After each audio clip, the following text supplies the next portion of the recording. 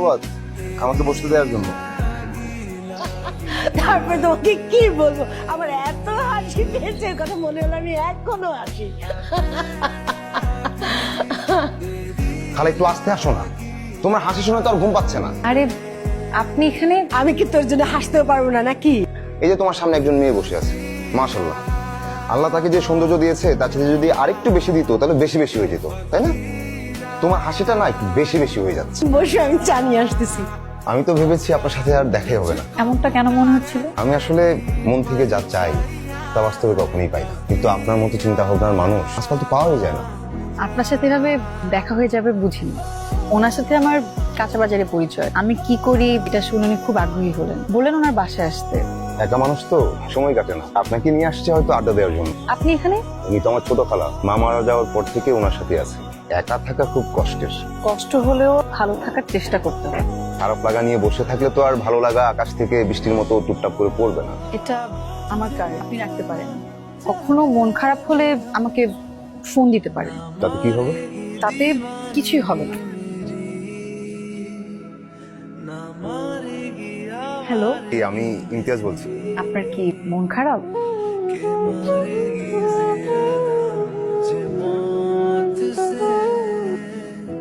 আপনাকে খুব সুন্দর লাগছে। আমি খুব কঠিন কঠিন কথা খুব সহজে বলে ফেলতে পারি। আপনাকে একটা কথা বলতে চাই। অবশ্যই শুনবো। এই বনফুল একটা ফুলদানি চাই। নিজের অজান্তেই কখন আপনাকে ভালোবেসে ফেলেছি আমি বুঝতে পারিনি। আপনি কি এই বনফুলের ফুলদানি হবে ইমতিয়াজ সাহেব? পাকা ঠিক কবে কি হবে না তাও আমি জানি না। আমি তো একটা ভাঙা ফুল জানি। শুনলাম ছেলেটা নাকি লুলা। আজকে যদি অ্যাক্সিডেন্ট করে আমার পায়ে সমস্যা হতো আর মানুষজন আমাকে লুলা বলতো, তখন তোমার কেমন লাগতো? তাই বলে হাজার হাজার ছেলে বাদ দিয়ে ওরকম একটা লুলা ছেলেকে তুই বিয়ে করবি? তোর একটা ভবিষ্যৎ আছে না মা? ভবিষ্যৎ যেহেতু আমার, আমাকে চিন্তা করতে দাও।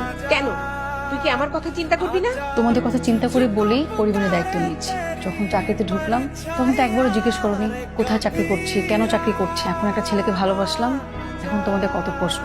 ও বীরকে ছেড়ে যদি তুই ওই লুলা ছেলেটাকে বিয়ে করিস তাহলে বলে রাখলাম আমার মরা মুখ দেখবি তুই। আজকের দিনটা কিন্তু ভালোবেসে কবিতা বলার দিন। তোমাকে মনে হয় যেন সবুজের দেশে এক অরণ্য টিয়া, যেন সকালেই উড়ে এলে বহু দূর থেকে। নিজে সুখে কি যে সুখী এই দিনটা।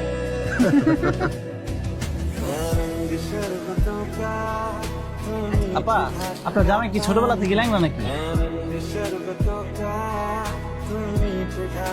কত সুন্দর মাইয়া, জামাইটা তো ল্যাংরা। কথাটা কে বলছে? কে বলছে কথাটা? কই বলেন না কেন একবার? কত সুন্দর মাইয়া, জামাইটা তো ল্যাংরা। আপা, আপনার জামাই কি ছোটবেলা থেকে ল্যাংড়া নাকি? কবিরকে ছেড়ে যদি তুই ওই লুলা ছেলেটাকে বিয়ে করিস তাহলে বলে রাখলাম আমার মরা মুখ দেখবি।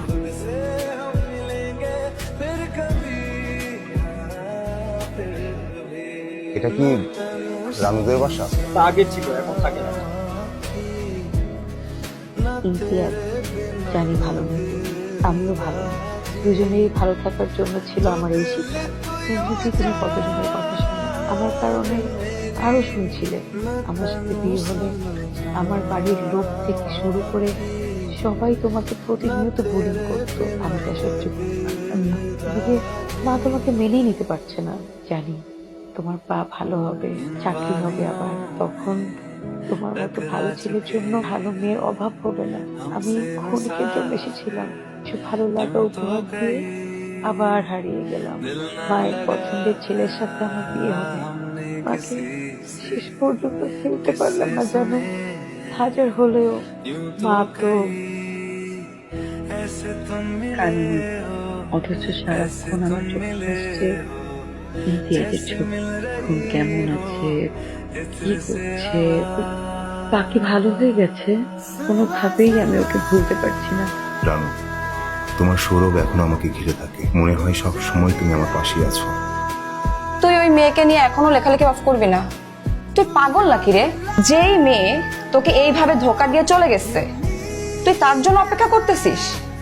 আমি চাই না যে ওই মেয়ের সাথে তোরা দেখা হোক, কোনোদিন দেখা হোক। কাকে চাই?